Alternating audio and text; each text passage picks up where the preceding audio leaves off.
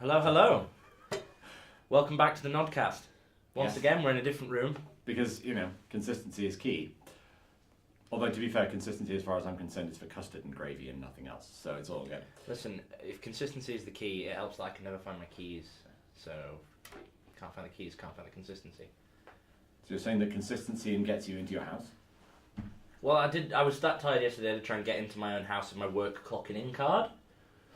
Tried to unlock the door with my clocking in card at work, and That's not how that's not how house keys work usually, right? no. Okay. Oh dear. But as always, he's Nova, He's Connor. and this week on the NoDDCast we're going to talk about immersion. Which does not just involve putting things into other things. Like, Well, you it can can. immerse stuff in water, but that's not really what we're going to do here. I don't plan on drowning any of my players anytime soon. Unless you're running a game in Atlantis, then immersing them in water might help. Yes, but only in the game. I'm not going to try and actually murder my players in order to get realism. Well, you're not trying hard enough, clearly. Fair. I mean, so for clarity's sake, immersion is getting players invested in what you're doing, making them sort of feel like they're part of the game, and it's not just, hey, here's a bunch of stats. Oh, look, I rolled the right number, I win. It's the sort of thing that actually some video games do really well, and it's a similar sort of thing of making you give a damn about the story, making you give a damn about the characters. And yeah. Making people feel like they're part of the world rather than they're just sitting in the world throwing dice at it. Yeah. Although I do love the idea of making a character now whose whole shtick is that he throws giant dice at people. Like, pow. I'm thinking of like Gambit now. Yeah, with the cards. That kind of works, actually. There's I'm pretty sure there's an archetype in Pathfinder for that. That doesn't mean anything at all. There's an archetype in Pathfinder for everything. Yeah, that's true. That's true. There is. Oh, you want to make someone whose entire shtick is they make tiny little puppets and hit people with them, or curse people with them? There's a Pathfinder thing for that. It's like the App Store, but for role playing. You can run into an adventure in Pathfinder with 6 fighters and still have a balanced party. Yeah. Because there's that many ridiculous different fighter archetypes. You just get 6 fighters, throw them into an adventure. As long as they've got the right archetypes, you still win. Yeah. But hey, so getting back to the idea of immersion, I figure let's start with sort of like I'm trying to find a better way of saying it than set dressing, because like it sort of feels like if you can get the sort of the mood of the room right, it kind of starts the immersion process there. Are you saying mood lighting and props? Yeah, basically. Like if you're going to go for a Call of Cthulhu game, for instance, or some kind of horror game, the last thing you want to have is brightly lit, pastel colours. Like horror especially is a tone that you have to really, really think about, and it's very difficult to get it right, especially in a room full of people, or even harder when it's on something like Roll20. Yes. It's difficult to feel the horror of Call of Cthulhu when you're sitting in your bedroom by yourself and your pants drinking a beer, while someone's going, oh, it's very spooky in here, and you're looking around your bedroom going, yeah, sure, whatever. Like, it's 3 spooky, 5 me, damn it. Mm-hmm. Yeah. So, I mean, again, this is one of those context things. But, yeah, again, things like music can set the scene. If you want to play a fantasy game, then having random classical music or something on can help with that. Mm-hmm. If you want to do cyberpunk, then again, or things like World of Darkness, there's always going to be like a musical thing that goes on in the background. The one thing you do have to be careful of, though, is that you don't spend half the game session going, wait, what? Oh, are we going to turn music down? Yeah, it's got to be background. It's not overpowering unless the overpowering is the point. I'm part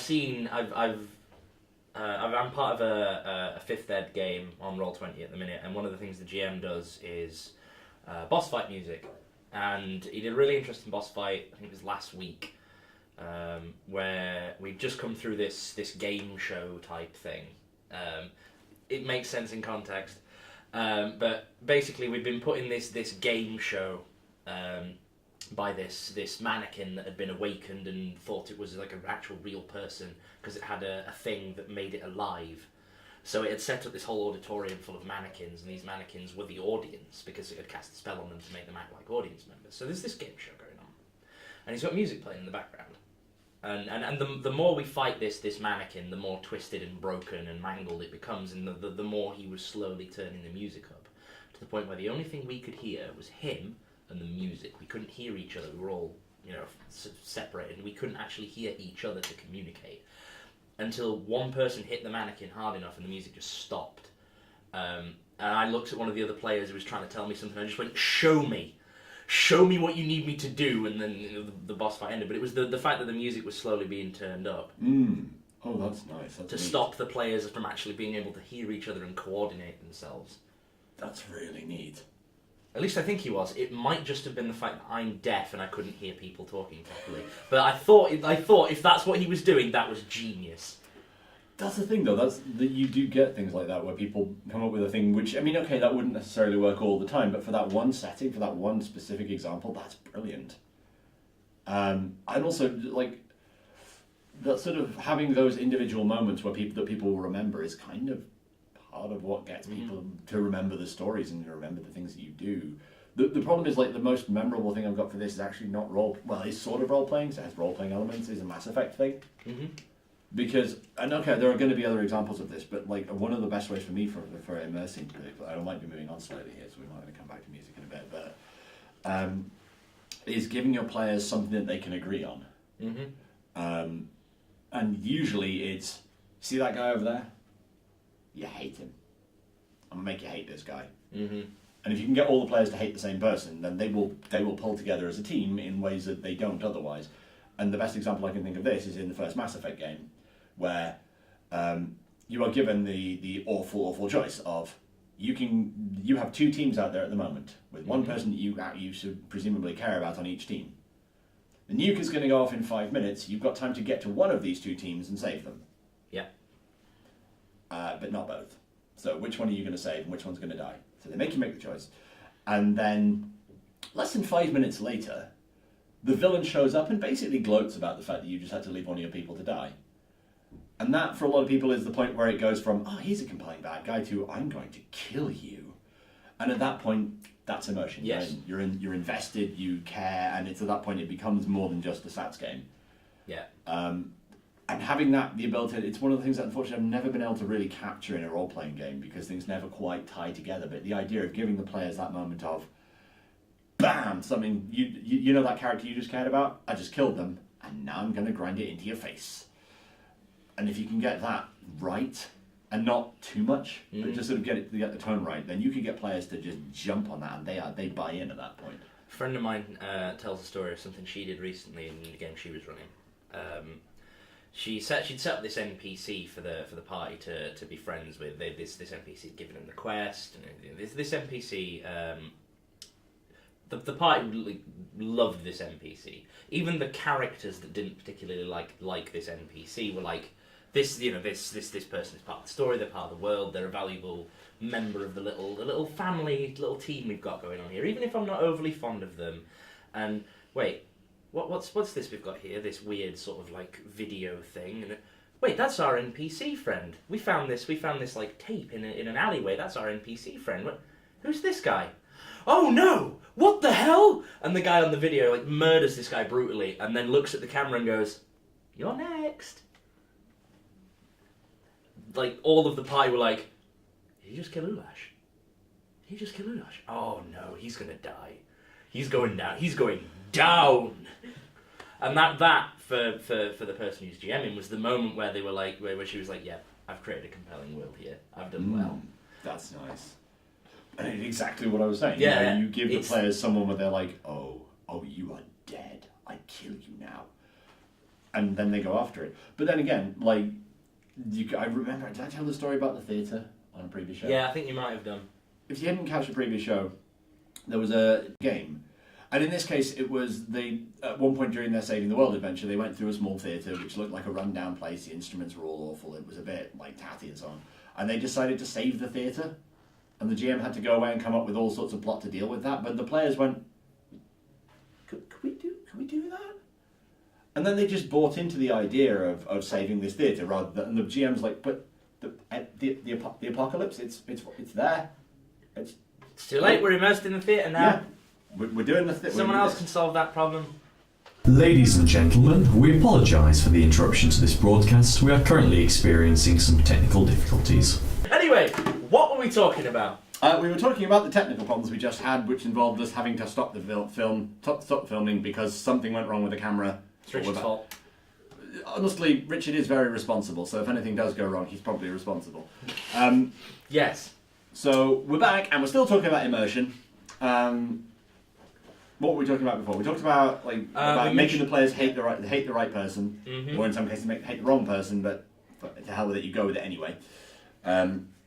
Yeah.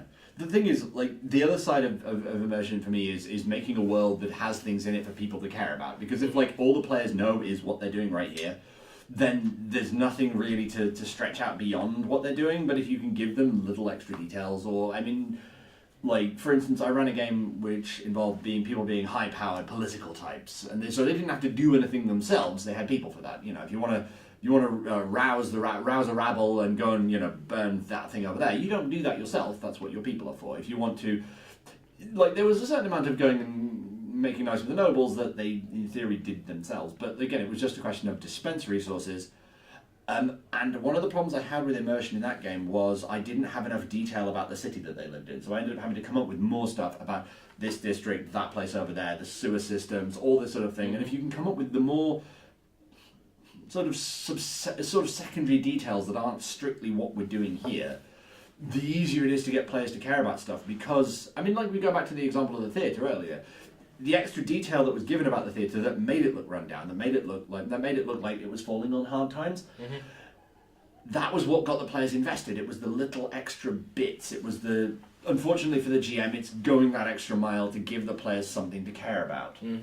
And sometimes they will just care about something completely random because they're players and it's what they do. No plans allows contact with the player characters. No. Also, yeah, just as a side note, if you ever try and run a game where you have a specific plan for where you want the players to go, they won't.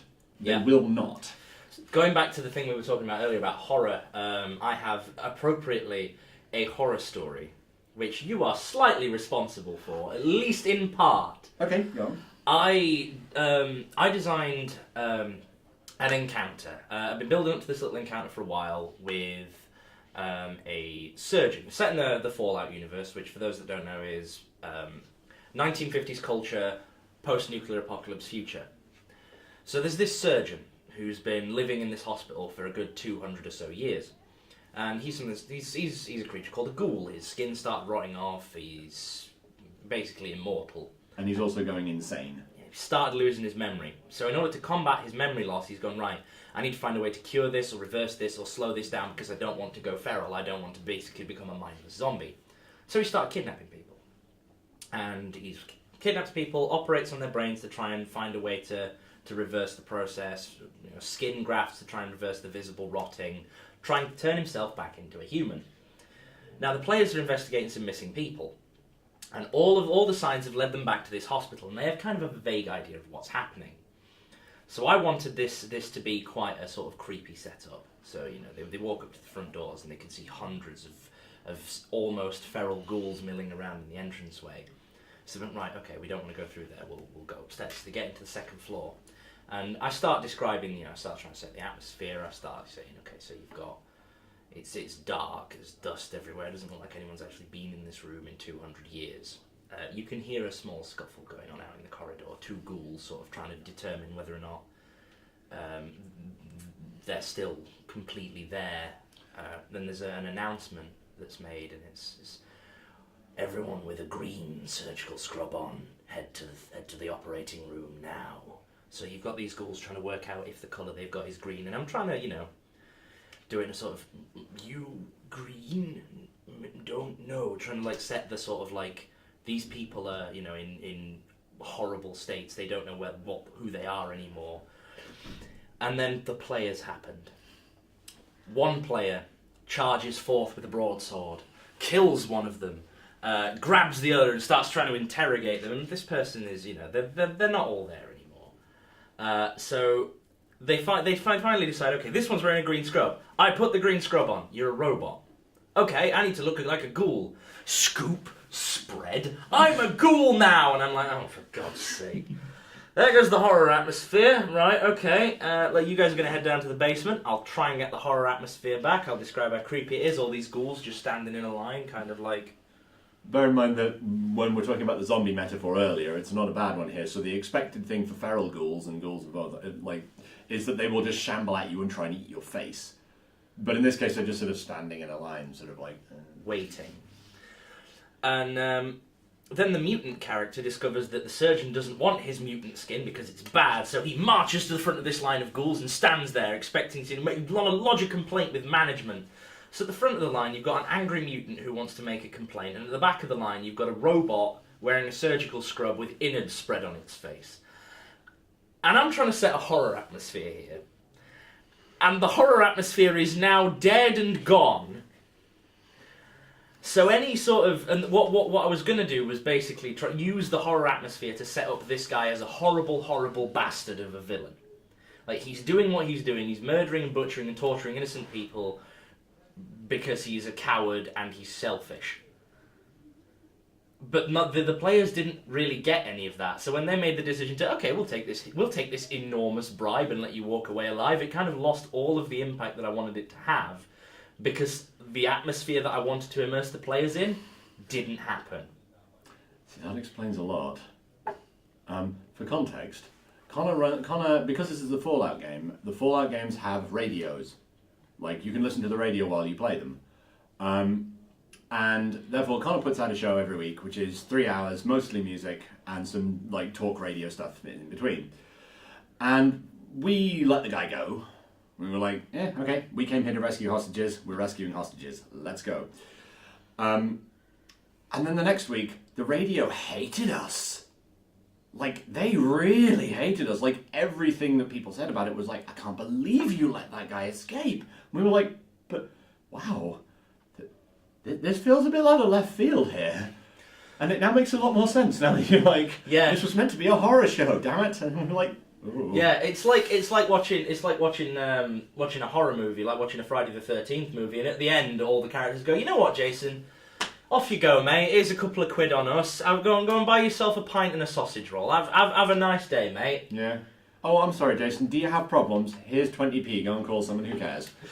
That's basically what you... From my point of view, you guys basically gave Jason his bus fare and sent him packing. That's... Yeah. Having just nicked more money than that from him. But, you know... Yeah. You basically showed up and Jason went, yeah, no, sorry I murdered all these people. Here's all their stuff. Yeah. To be fair, like, my character was then able to buy the anti-material rifle that he's been wanting for some time now. Which definitely didn't make you a bastard in the eyes of the community you bought it from. No. You just used my sister's money to buy a gun! I didn't know it was his sister's money. I assumed this guy had been saving for like 200 years. Yeah. And I figured we robbed him of a lot of resources. So that's what happens when immersion fails. Yeah. You have to kind of adjust what your plan is, because the players kind of went, okay, we've completely missed the point of the atmosphere you're trying to get, so we're just going to cut right across here, and you're like, okay, well, I can't go here anymore, I'm going to have to adjust for you guys. Yeah. But that's kind of what being a GM is. You have to adjust the atmosphere based on what your players are doing and based on what your players are expecting. The good metaphor I find here is the one about cat herding. Like, you can't drive cats in a direction, like, if you want them to be nice to you at the other end anyway. You have to lead them with stuff. And unfortunately, sometimes even then, they will just go and just sort of wander off. Yeah. Which is basically what player characters are. They're cats. This isn't to say that you shouldn't try and do immersion. When immersion works well, it works really, really well. And I've even had like games where I felt genuinely bad for things that had happened in the story. Yeah. You know, it's that sort of like not recognizing someone and therefore they lost their face. There was a game which involved a demon who basically faked being someone I cared about, and I couldn't tell the difference between them and the real person, which meant that the real person lost their bet with the demon, and were basically lost their face to the demon, and I was just sort of like sitting there for like 5 minutes going, oh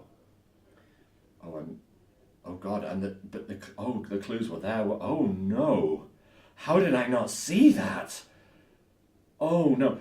And it genuinely, like, it shook me, because it was sort of, in retrospect, the clues were all there, and I'd even nearly gotten there, but I just didn't think it was anything that could happen. And because I was immersed in the game, I cared, and that was one of my favourite games of that sort of, like, little spate of small games that we played was just that one time where, well, yeah, fucked up, didn't you? And it was really, immersion can be really good for games if you can get it right. But as we found out, sometimes it doesn't happen. Yeah, I feel like if I could go back and do that again, I think I would switch off the regular radio, put something a little more atmospheric on, dim the lights a little bit if that was an option, and sort of go, right, you all get a feeling of something's really, really not right here in your stomach, and start from there rather than you are now in the hospital, here's a description. Yeah. To be fair, like with especially if you can tie it into the setting itself. I mean, like in your example, there would have been something that just felt and smelled wrong about the place. That wouldn't necessarily have been a sort of a, hey, there is a bad smell in this place. But there would have been things you could have tied to that would have been appropriate to say, this makes things feel kind of weird. The problem was, we do have a character in that game who is the self-styled King of Scotland. It's a robot that firmly believes it's descended from the last true King of Scotland. It's a robot in a kilt and a tam o'shanter at a jaunty angle. So it's kind of difficult to do serious horror when you've got a robot in a kilt and a tam o'shanter. Yeah. I mean, sometimes you can, sometimes you can't. That's the juxtaposition of Fallout for me that makes it the interesting immersive world that it is. On the one hand, you have a robot in a kilt and a tam o'shanter, and on the other hand, you have this terrifying surgeon that is skinning and basically wearing people's skins because he wants to be a person again. It's that sort of juxtaposition of hilarious, out of left field, oddball wackiness and actual horror. Yeah. The sort of things that where people go to when there's no overall regulation of anything, what will some people get to? And most people won't do that much. But every so often you'll find someone who really goes off the deep end, and that can make for a really engaging, just storyline if nothing else. You're not done with that surgeon, right? Oh yeah, absolutely. He's coming back, and it's going to be worse this time. I'm going to do a better job of the horror. That's fair. Absolutely fine. And I look forward to, trying to stop him next time. And hopefully at that point the people of Sheffield and Rotherham will stop hating us quite so much. Maybe. The problem is, again, this is also a problem of immersion. At the moment, the way I'm looking at this game is the people in Sheffield and Rotherham in the game hate us. So what that means is we need to grind some more rep with them, and then we will repair the damage to our reputation by just doing quests at them. Yeah. I mean, that's how Fallout works. It might not be how this game works, but that's how the Fallout games on console and PC work. Yeah. And grind your rep at them. Yeah. It's like, hey, I cleaned your living room 800 times. Now we're friends. It's like The Sims. Yeah. How do you make friends? Talk, joke, flirt, make out, woohoo, baby, married, sorted. Yeah. That's The Sims. Of course, that can then also break immersion because you're like, wow, I just need to roll the dice the right way enough times and they'll be fine with it. Yeah. But real people don't work like that, so just having all your problems solvable with rolling dice at stuff, it kind of breaks your immersion a little bit. Yeah. But hey, trying to think. Something that I find good to do as a player to help immersion, and especially for other people around the table. There's one of the most important things for immersion for me is drawing the line between out of character and in character. Mm-hmm. So one of the things I do as a player is if I'm talking out of character, I just talk like this, but each character has a distinct something to their voice. Mm. So, for example, in there was a big long Pathfinder game we were in where I had a load of different characters. So if I'm talking out of character, I'm talking like this. Whereas if I'm talking as a Yizik, I talk like this. Carstina kind of talks like this, lots with her hands very fast all over the place. Yeah. And Count Crane is very still and refined. And therefore you can tell the difference when it's Connor talking and when it's not. Yes. Yeah. And in the Fate game on Wednesdays, which I'm pretty sure most of Nodsock are fed up of by now, I'm Dr. Nelson Edwards! And I talk very loud, and every so often people at other tables have to turn around and go, Connor, please stop. And I'm like, I can't, it's the character. Ow. But it's the line between Connor talking to someone and Nelson Edwards talking to someone. And that, for me, that can help with immersion. I really hope. I can see it in your face that you're like, what? Help. What is happening to me right now? Bear in mind, I'm in that game also, but I've missed the week that Nelson Edwards was introduced, so I haven't met the character in character yet. Okay. I mean, technically your character has met him. Yes. But you haven't met him. But again, that can also be one of those, like... If you miss a week, it can kind of... Yeah. Impact your immersion. Actually, that can be even more fun, because then if you're trying to get a player into the story who hasn't been part of it so far, having the other players tell them what happened can be a really good way of getting them drawn in, because that way it's not the GM telling them what happened, it's the other characters and their interpretations of what happened. Mm-hmm. And that... Because then you've only got the one biased version of what happened. Like, in the Wednesday game, the reason Dr. Edwards is here now is because the character that was there previously that I was playing is now completely dead and destroyed. The only witness to what actually happened to this character, this fight, is another player. So the only version of what happened that people are going to get told is his version. My version is dead and gone and scattered to the four winds. His version is the version they'll listen to and believe.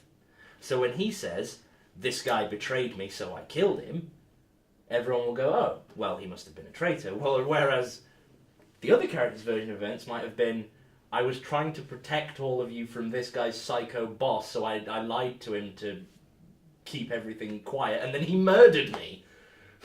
Yeah.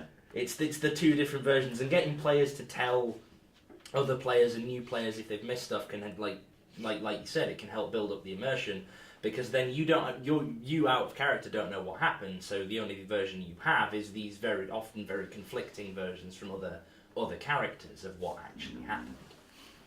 Yeah, it's going to be interesting to see what I get told when I get back. Oh man, it's going to be great. But yeah, it's stuff like that. It's letting the characters of the setting do your expositing and your one of the things that I find really helpful to do as a GM, both for pushing players in the right direction and keeping them immersed and on track, is I stick a little NPC companion on them. So when they're doing stuff, they've also got someone else who can provide an alternate point of view, because the players might get stuck on one train of thought. I'm like, that's really, really not relevant. I kind of need to pull them back to where they're going and but I don't want to stop them as the GM and go, guys, you're barking up the wrong tree. So it has to be a character in the setting that can go, actually, what about this? And that can sort of get players to go, oh, I didn't think about it like that.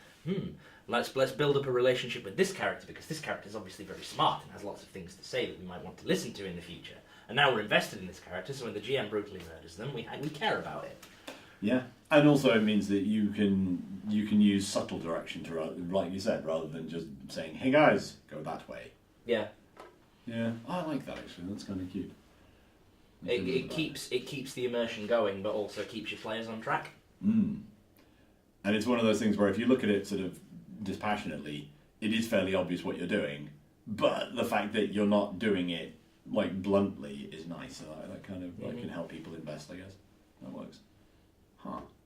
I hadn't considered that. I've learned a thing today. Excellent. You've also learned basically my one trick as a GM to keep players doing what I want them to do. Yeah. Which means when I do it later in the game that we're both in, you will go, I know what you're doing. I see what's happening. Yeah. We're not doing this again. No. We're not turning this into a singing podcast. Oh. I know you want to. I know you want to. Always We're do. not doing that. We can do that on a different podcast. Sounds good. So, in summary, music is good, but you have to get the levels right. Lighting can also be good.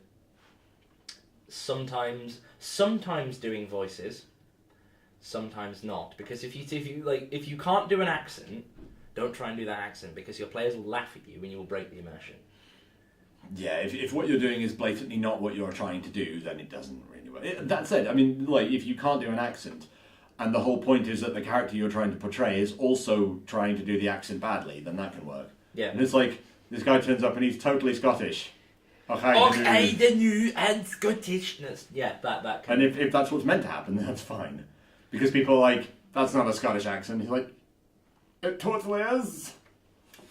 You know. But yeah, for the most part, if you need to be able to get accents right in order to not have players focus on the fact that the accent is bad rather than what the person is saying. Mm-hmm.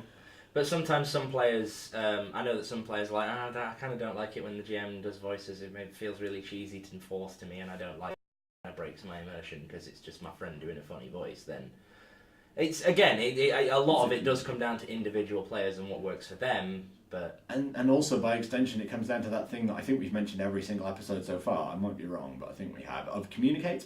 yes, Like, just talk to each other. If something's not working and you're like, as a player, you're not immersed in the game that you're trying to play, tell the GM. Don't just sit and suffer. mm-hmm. Like, because at that point, like, if you sit and suffer, you sit and suffer, and then you're like, I'm not enjoying this game, I'm leaving.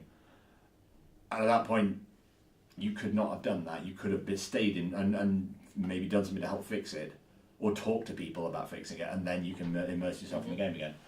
I've just thought of something else actually, and that comes back to something else I've mentioned in previous episodes, which is letting your players build their own backstories for their characters within a framework. You say this is the world that you exist in. Yeah. Talk to me, suggest some stuff. Let's build a character together, and that can help get players immersed in the world because their character has things in this world that they are tied to.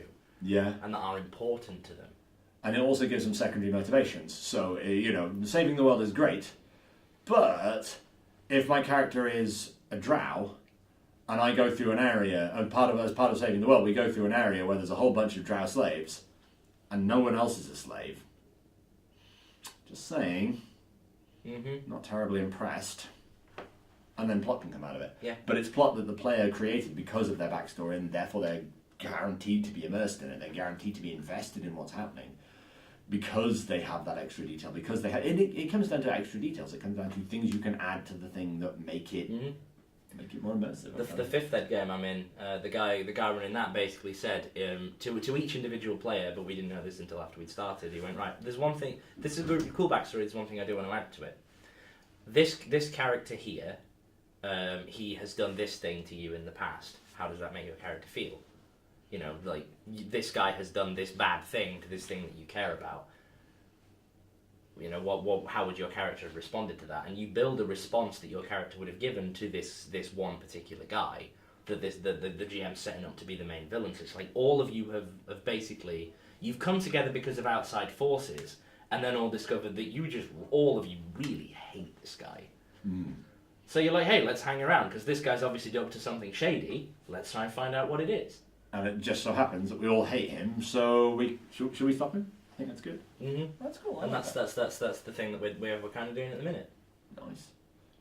And that sort of ties into the idea of, again, the extra detail, the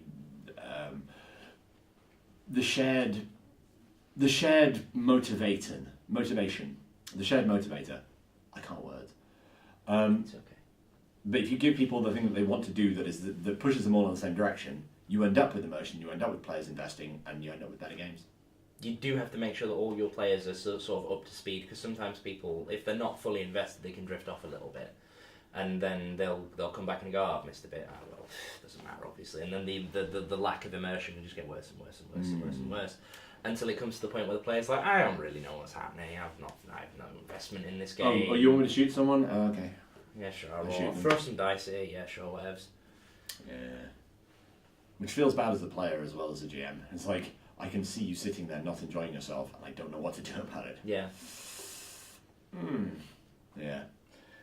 Yeah. So once again, communicate with your players, and if you're a player, communicate with your GM, etc., etc. Extra little details, especially in backstory, shared motivators. And if you're trying to set a certain type of mood, sometimes it does help to sort of let your players know in advance that you might be trying to set that sort of mood, because otherwise they'll miss it and run all over it. Yeah.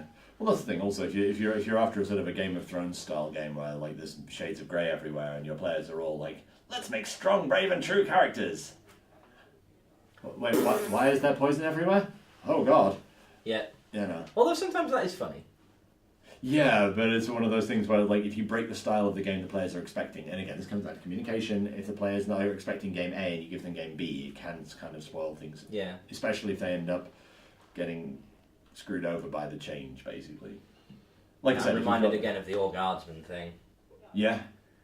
But that's the thing, like, the All Guardsman Party was a 40k game that started off as a brutal war of attrition. So each player had something like 20 characters that they had to build in the end. And they just burned their way through the characters because they were in a pitched war with some orcs. And players would just die. Characters would just die. So you'd make another one. and then they would die, and then you make another one, and then they would die, and then you make another one, and that one might make it through this bit. And then, you go through the trench warfare, and you get attacked, and you're, okay, we're fine now. And then the commissar tells everyone to charge over the top, and you're like, you kidding me? We finally get to... And in the end, everyone's getting flown out, and the dropships are getting picked off, and everyone's like, randomly, characters are just like, and that dropship's dead. Who's in that? You. Okay, your characters are all dead. And the characters that survived became an inquisitorial party.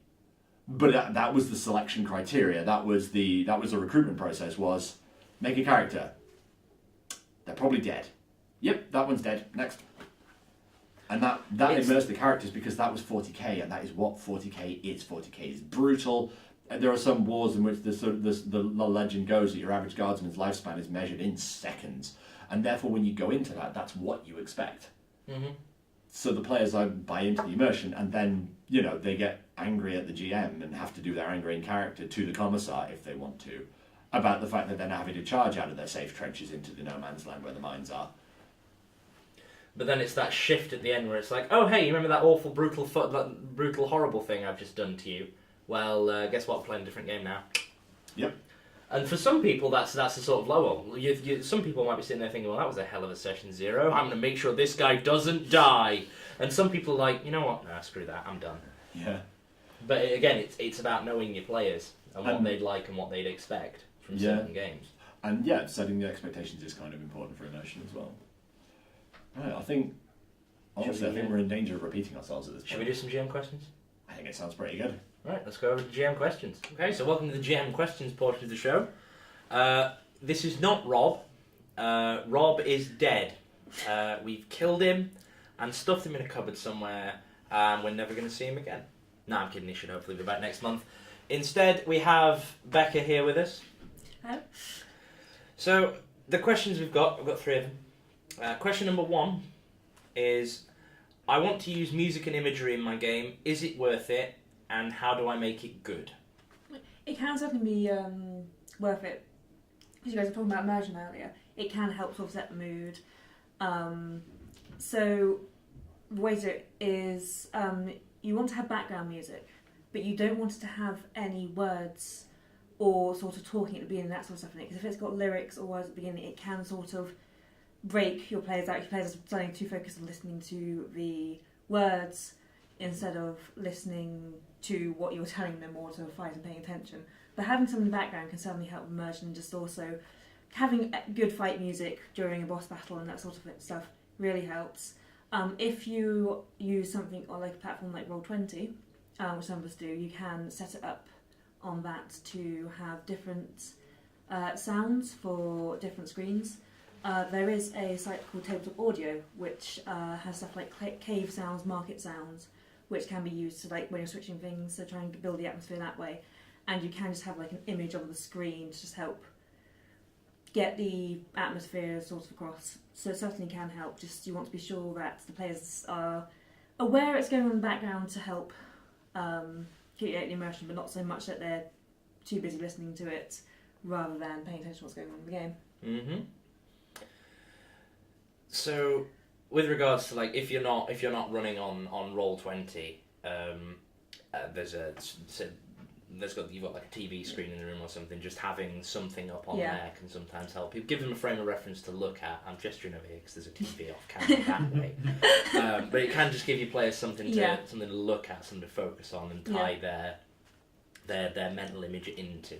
Yeah. Okay. So the next question we've got is, how do I deal with a split party? Right. So apparently I'm not allowed to say kill them for their foolishness, but that is one way you could go about It's it. definitely an option. Rocks fall, these stupid people die. So one thing I would say on that is, don't make it easier because they've chosen to split up. If they've chosen to split up at a bad point, keep the things that are going to happen. But at the same time, probably don't go immediately after them and try and make them die because of it. But just at the same time, you don't want to yank them back, because if they split up, they might have a good reason, because sometimes it might be character reasons, like it makes sense for a character to go off and do their own thing. As long as they're not doing it constantly, because it is a team game, so you want them to try and also work together, but occasionally things happen like I had a player who did what worked for the player and disappeared with a box that the party got because a guard was trying to get the box off them. And this then spiralled into a little thing which actually worked quite well. So sometimes it can be quite interesting to see what split party causes. But you do want to make sure you're paying attention to both sides of the party. So, because you don't want to have you spending 2 hours on one side who decide to go off and do something by themselves while the other's sitting around bored. So you want to do about 20 minutes, and when you get to appropriate spot, go point to stop, then go and pay attention to the other one. One thing you could do is take them out of the room and talk to them, but if there's nothing secret going on, you may want to do it while the other's still in the room, so that, again, they still feel that they're actually here for a reason to listen to and know what's going on, as opposed to sitting in a room on their phones for 20 minutes. But in some cases you do have to go and talk to the person, because secret stuff's happening, and they might end up dead and the other players don't know yet. Has happened. I had a split party incident. They were exploring a dungeon, and one group of players ran across the final boss, while another group of players were several rounds of running away.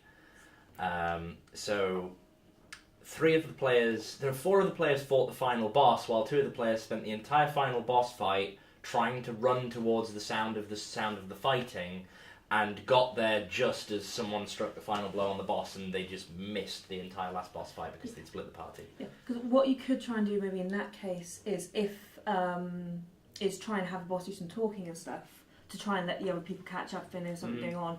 Especially if you know that the players who are fighting the final boss actually could take them. Because I had a similar instance where some players decided they were going to climb in the window instead of going through the servant's door. They happened to pick the window where the final boss was sitting.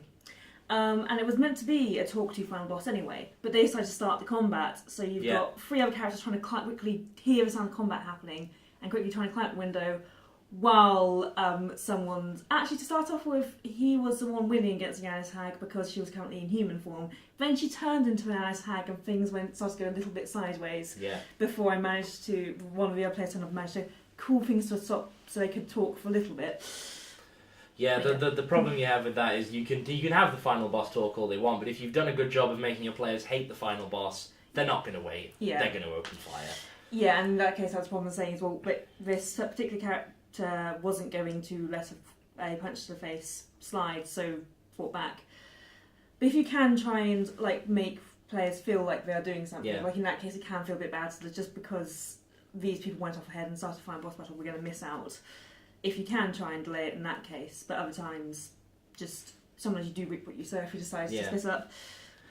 On a similar note, the last question is, how would you go about running a multi-party game? So multiple parties of adventurers existing in the same world. So what I haven't done it myself, I've heard of people doing it at the time. It's quite an interesting concept, but definitely you want to have the different parties be on different times. One thing you could do is suggest that each party keeps a journal and stuff, so that other people can read up and know what's going on, so they know what's happening in different parties, if that works. You do want to, so it's can be quite interesting. We've got one party doing something off in another town and maybe burn church down somehow. We're adventurers, they probably burn church down at some point. Yeah. And then having the other party hear about it is quite interesting. But what you do want to do is make sure that the parties, while they're aware of each other and stuff, and presumably you do occasionally want them to get together to do a mass session where everyone's involved. You want to make sure the other parties don't try and screw over each other in their own games. Because I am aware that sometimes that has happened where they're saying, "Oh, we're going to just try and screw over the other party because out of character we know that it's happening, so we're just going to try and screw them over." And that's not. There are times as DM you have to cool it and say, "Don't do that." Yeah. Because it's our party's better. We're going to try and do this. It's you don't. There are times when you can't say, "Actually, that won't work," or just stop them from doing it. But normally it's mainly you're just running 2 games, but occasionally making them aware what the other party's doing. And I said, if the parties keep journals so that players are aware what's going on, you can help build up in the world more as well. I think a lot of sort of PvP into party kind of stuff can generally be avoided by players just sort of pulling their punches a little bit. Yeah. One thing that happened in a multi-party game that myself and Nova were playing in, 2 parties completely unaware of each other had sort of been pointed in each other's direction by various NPCs and eventually met up in this one city.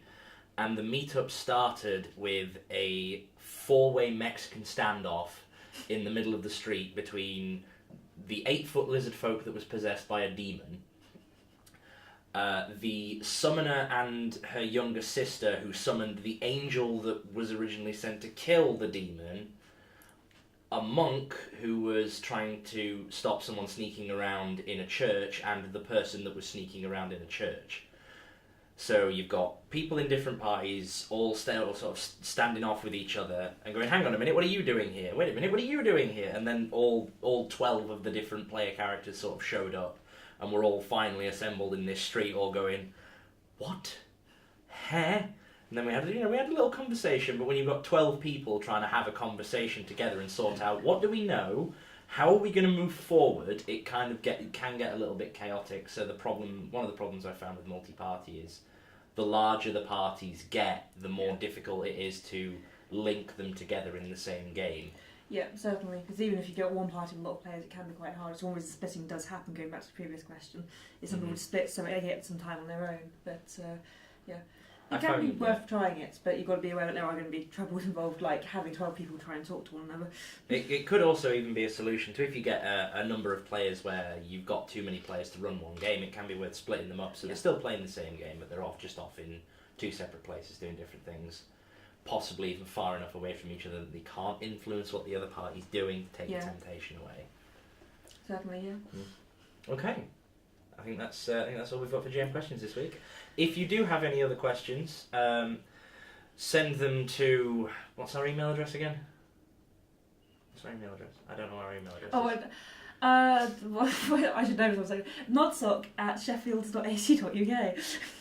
If you have any questions for us, send them to that email address, which is not flying around our head like a bee. It is in fact stationary at the bottom of the screen, just so that Richard has an easy job of editing. So if you have any questions, send them to this email address, or address them to someone at a NoDDCast meeting. And yeah, we look forward to hearing from you. So. That went well. I thought so. There are a couple of announcements we need to make just before we close everything up, and have a quick chat about one of them, because there are some details that can be added. The first... It's upside down. Is... You didn't see that. NoDDCast hoodies and t-shirts. They exist, potentially, in the future. There will be an announcement posted on the NoDDCast Facebook group at some point soonish, which will be basically detail how you can get your very own NoDDCast hoodie and or t-shirt. And I believe there's am I right in thinking that you can choose what gets said here? This is customizable. So you Nice. can make a stupid pop culture reference, or you can make a joke, or you can talk about your favourite character you play, or just have your name on it, and whatever you want. Also, they're pretty warm and padded. They do look really, really comfy. Comfy as heck. Anyway. But yes, they will be available at some point in the future when someone from the committee posts an announcement on the Facebook group. Next, The Nationals are coming, as they do every year. Like, it's not like we weren't expecting this. And it occurs that some people don't know what the Nationals are. So I'm one of them. Nova, please tell me, as a man who has never been to the Nationals and is only vaguely aware of what they are, what are the Nationals and how do I get involved? Well, the Nationals are an annual competition that takes place between universities around the country. And the full title, I believe, is the Student Wargaming and Role-Playing Nationals. Although this does not include the fact that it also includes board games and card games. The idea is that we all pile up to one university, we spend the entire weekend playing whatever type of game you see most appropriate from that little list. And at the end, points are totted up, and the university that gets the most points is the host next time. So how does one competitively roleplay? If I'm honest, you go there and you be the kind of player that someone would want to have in their game again. Okay. With the wargaming and the card gaming and the board gaming, it's very obvious who wins.